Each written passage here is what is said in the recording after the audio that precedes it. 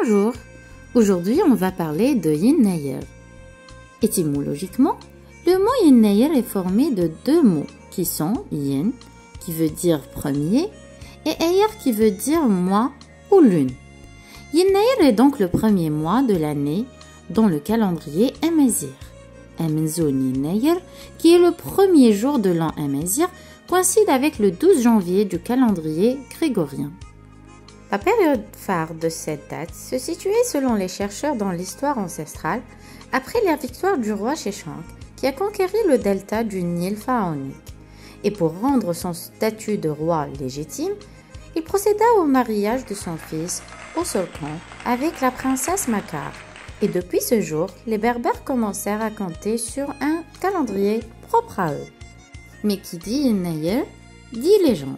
Citant la plus connue, celle de la Djouza, la vieille qui vivait seule avec sa chèvre. Une année, le mois de janvier, apporta tellement de froid que la vieille femme et sa chèvre n'avaient pas pu sortir. Lorsque janvier se termina, un beau soleil se mit à briller. La vieille femme sortit alors avec sa chèvre et s'écria « Janvier soit maudit! Tu es parti et tu m'as rien apporté de bon !» Janvier alla immédiatement trouver Foulard, le mois de février, et lui demanda « Je t'en prie, mon ami, prête-moi un de tes jours, que je puisse revenir et faire taire cette vieille mégère. » Février lui prêta de ses jours. Alors le ciel s'emplit de nuages menaçants. Il se mit à pleuvoir et à neiger, le vent se mit à souffler. La vieille femme et sa chèvre furent pétrifiées de froid et moururent sur le champ. C'est ainsi que le mois de février est plus court que les autres mois.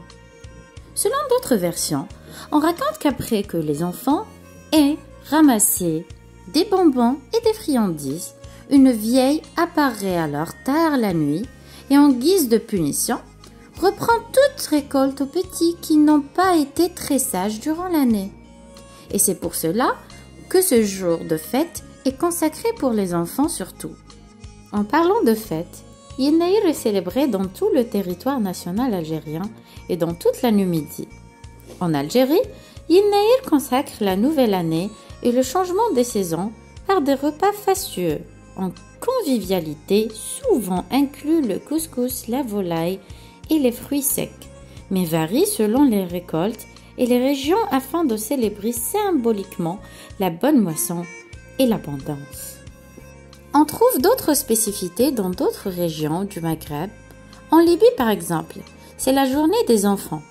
Au plan gastronomique, les Libyens optent pour un méchoui. Au Maroc, c'est l'occasion de se débarrasser des vieilleries.